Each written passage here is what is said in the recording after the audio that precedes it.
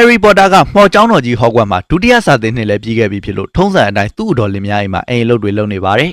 Harry မေ Lily Potter က Petunia Dursley ရဲ့ညီမဖြစ်ပါတယ်ဒီနေ့မှာဦးလေး Vernon Dursley ရဲ့စိုက်တူခိုက်တူအမကအိမ်လာလဲလို့တအိမ်လုံးပြနေကြပါတယ်ဧည့်သည်က Harry ရဲ့ရှေ့မှာတင်သူ့မိဘတွေကိုစိတ်လိုလက်ရမကောင်းပြောနေတာကြောင့် Harry စိတ်တူသွားပြီးမရည်ရွယ်ပဲမော်ဆွမ်းသုံးလိုက်မိပါတယ်အဲဒါကြောင့်ဧည့်သည်ကမိုးပြန်ပူပေါင်းဖြစ်ပြီးလေပေါ်ပြန်သွားပါတယ်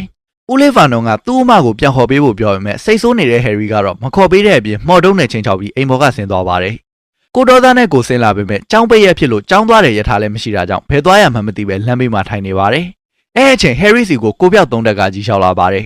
ဒါကတော့ဆုံးကဝေတွေဒုက္ခရောက်ရင်လက်ကူညီပေးတဲ့အရေးပေါ်ဘတ်စကားဖြစ်ပါတယ် Harry လည်းကြောင်တောင်နဲ့တက်လိုက်လာတော့ driver ကကားကို fighter လို့မောင်းထွက်သွားပါတယ် Harry ကစီးပြူသည်ဖြစ်နေချိန်မှာ car spare ကတော့အေးအေးဆေးဆေးသတင်းလာဖတ်နေပါတယ်သတင်းထဲမှာနာမည်ကြီးလူသက်သမား Sirius Black က Azkaban ထောင်ကနေလွတ်သွားကြောင်းပါလာပါတယ် Sirius Black ဆိုတာ Voldemort ရဲ့လက်ပါစီတစ်ယောက်ဖြစ်ပြီး Azkaban ဆိုတာကတော့မော်လောကရှာဆိုဝေသားတွေအတွက်ထောင်ကြီးဖြစ်ပါတယ်ဘတ်စကားက Harry ကိုတဲခိုကန်တစ်ခုမှချပေးပါတယ်အဲ့မှာ Ron ရဲ့အတွက်ကို Hermione ရဲ့ကြောင်ကကိုက်လို့ဆိုပြီးနှစ်ယောက်သားရှန်ဖြစ်နေတာကိုတွေ့တော့သူ့တငယ်ချင်းတွေကြိုးရောက်နေလို့ Harry ကဝမ်းသာသွားပါတယ် Weasley မိသားစုတစ်ခုလုံးရှောက်နေကြတာဖြစ်ပြီး Ron ရဲ့အဖေက Sirius Black လွတ်လာတာကြောင့် Harry ကိုသတိထားဖို့ပြောနေပါတယ်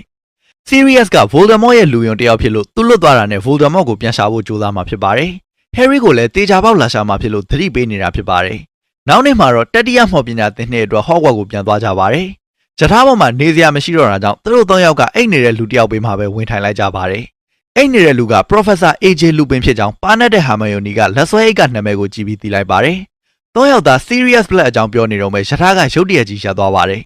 ပတ်ဝန်းကျင်ကခြောက်ချားစရာအိတ်ခဲလာပြီးသူတို့အခန်းထဲကိုအရိပ်မဲမဲလို့အကောင်တကောင်ဝင်လာပါတယ်အဲ့ကောင်က Harry ရဲ့ဝိညာဉ်ကိုစုပ်ယူနေလို့ Harry ကသေမလို့ဖြစ်နေချိန်အိတ်နေရာကနေထလာတဲ့ Professor Lupin ကတိုက်ခိုက်လိုက်ပါတယ် Harry ကတော့သတိမေ့သွားပါတယ်ပြန်လို့လာတော့ဘာမှရှိမနေတော့ပဲ Professor Lupin ကသူ့ကိုချောကလက်ကျွေးပါတယ်အဲ့ကောင်တွေကိုဝိညာဉ်စုပ်ကောင်တွေလို့ခေါ်ပြီးသူတို့ကလူတစ်ယောက်ရဲ့အေးချမ်းမှုတွေပျော်စရာတွေနဲ့ဝိညာဉ်ကိုစားသုံးကြပါတယ် Azkaban ထောင်ရဲ့အဆောင်တွေဖြစ်ကြလို့လွတ်သွားတဲ့ Sirius ကိုယထာပေါ်မှာလာရှာတာဖြစ်ပါတယ်